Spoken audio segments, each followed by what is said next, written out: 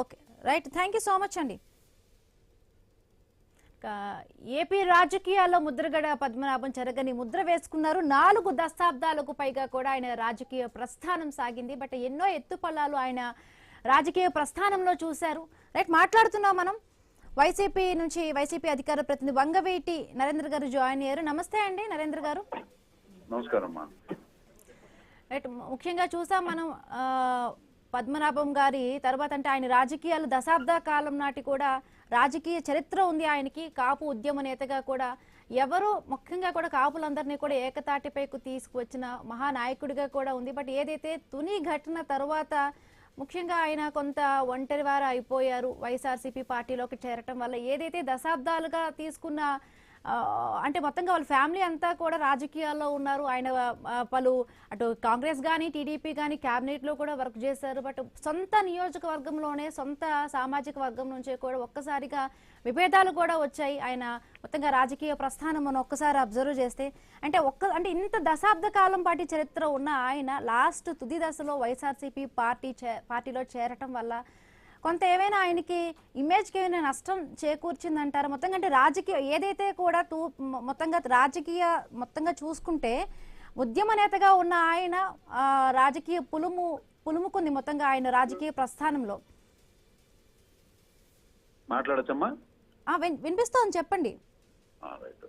ఇప్పుడు దాకా మీరే చెప్పారు చాలా విషయాలు, అందుకని అయితే ఒకటి ఆయన 5 దశాబ్దాలమ్మా, 5 దశాబ్దాల కాలంగా రాజకీయంగా ఎన్నో రకాల పదవులు అనుభవించారు. అన్ని కూడా నిస్వార్థంగా ఒక మంచి పేరు తెచ్చుకున్నటువంటి ఒక గొప్ప నాయకుడుగానే ఆయన ఉన్నారు. అయితే కాపుల్ని ఒకటి చేసే దిశగా ఆయన పెట్టినటువంటిది తుని అనేది మీరందరూ ఇప్పుడు చూసింది. 1988లోనే వంగవీటి మోహన్ రంగ గారు ఆయన కలిసి అప్పుడు పెట్టినటువంటి కాపునాడు నా భూతో నా భవిష్యత్.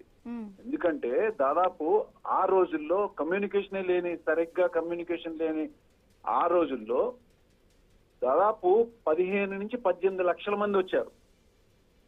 అంతదిగా వర్షం పడుతున్న సమయంలో కూడా అప్పుడే వీళ్ళంత బలంగా ప్రజల్లోకి వెళ్ళగలిగినటువంటి ఒక గొప్ప నాయకులు ఆయన. ఇవాళ మీరేదో వైఎస్ఆర్ కాంగ్రెస్ పార్టీలోకి వస్తే వెనకబడిపోయారు, ఆయన ఒంటరివాడు అయిపోయారని చెప్పని మాట్లాడుతున్న మాత్రం చాలా తప్పు. ఆయనకి ఎప్పుడు కూడా తుని దగ్గర ఆయన మీద పెట్టినటువంటి తప్పుడు కేసులు కూడా ఆయన ధైర్యంగానే ఎదుర్కొన్నారు.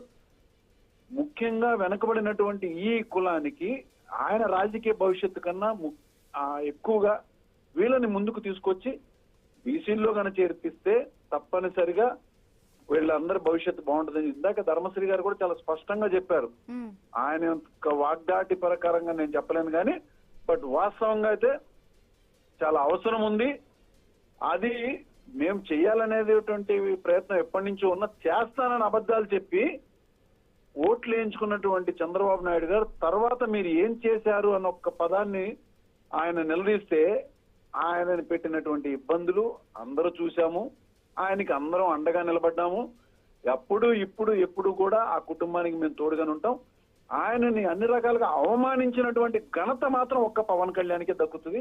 ఎందుకంటే మీలాంటి వాళ్ళు మా పార్టీలోకి రావాలి అని చెప్పని ఆయన ఇంటికి మనుషుల్ని పంపించి ఆయన రాఘవయ్య గారు ఆయన ట్రెజరర్ని పంపించారు. మిగతా వాళ్ళని కొంతమందిని పంపించడం, నాదెల్ల మనోహర్ గారిని కానీ ఇంకా చాలా మందిని పంపించి మీరు మా పార్టీలోకి వస్తే చాలా బాగుంటుందని చెప్పని ఆయన ఎన్నో సందర్భాల్లో ఆయన దగ్గరికి మాట్లాడించి చేసి చివరికి అవసరం లేదంటే రాజకీయ లబ్ధి కోసం ఆయన అవసరాలకు వాడుకోవడానికి చేసి ఆయనను అవమానించినటువంటి ఘనత మాత్రం ఒక్క పవన్ కళ్యాణ్దే. ఎవరు కూడా ఆయనని తప్పుపట్టింది లేదు. ఆయన ఉద్యమం తీసుకెళ్లి తర్వాత పరిస్థితులను బట్టి చేయలేక ఆయన ఆరోగ్య పరిస్థితుల వల్ల ఇబ్బంది పడి ఏం చేసినా కూడా వెనక్కి తగ్గినప్పుడు కూడా ఏ ఒక్కరు కూడా ఆయన ప్రశ్నించలేదు. అంత గొప్ప నాయకుడిగానే మేము ఇవాళకి కూడా ఆయనని మా గుండెలో ఉంచుకున్నాం. రంగా గారితో పాటుగా ముద్రగడ పద్మనాభం గారిని కూడా అంతే ఇదిగా మేము ఆయనని అభిమానిస్తాము. ఆయన యొక్క ఆలోచనను మాత్రం తప్పనిసరిగా 10 మందికి ఉపయోగపడే దిశగా తీసుకెళ్లే ఉద్దేశంలో ప్రయత్నంలో కూడా మేమందరం కూడా ఒక అడుగు ముందుకు వేస్తున్నాం. ఏదైనా కానీ ఈ కాపుల్ని కొంచెం ఒక అడుగు ముందుకు తీసుకెళ్లి వాళ్ళ యొక్క పరిస్థితులను బట్టి ఎక్కువ శాతం వాళ్ళు బిలో మిడిల్ క్లాస్ వాళ్ళు ఎక్కువ ఉండటం, వాళ్ళకి ఆర్థికంగా ఎన్నో రకాల ఇబ్బందులు ఉన్నప్పుడు వాళ్ళకి అండగా నిలబడినటువంటి వైఎస్ జగన్మోహన్ రెడ్డి గారికి తప్పనిసరిగా మనం చేయాలి, చేస్తే బాగుంటుందని ఒక సుదీర్ఘమైనటువంటి ఆయన రాజకీయ అనుభవంతో వేసినటువంటి అడిగే వైఎస్ఆర్ కాంగ్రెస్ పార్టీలో ఆయన వచ్చి మేమందరం ఏం ఆశించాము అంటే తప్పనిసరిగా రానున్న రోజుల్లో ఈ 2029 ఎలక్షన్స్ చాలా రసవత్తరంగా జరుగుతుంది. ముఖ్యంగా ముద్రగడ పద్మనాభం గారు చాలా ముఖ్యమైన పాత్ర పోషిస్తారు. అందులోనూ పిఠాపురంలో పోటీ చేస్తారు, ఆయన గెలుస్తారనేటువంటి ఒక మంచి ఊపుతో మేము అందరం ఉన్నాం. భగవంతుడు మాకు అవకాశం ఇవ్వలేదని చెప్పని మేము బాధపడుతున్నాం.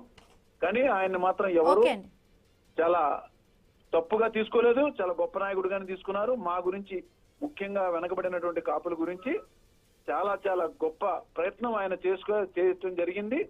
ఆ దిశగానే మిగతా వాళ్ళందరం కూడా ఆయన యొక్క ఆలోచనలను ముందుకు తీసుకెళ్లే ప్రయత్నమే మేమందరం కూడా రైట్ థ్యాంక్ యూ అండి నరేంద్ర గారు.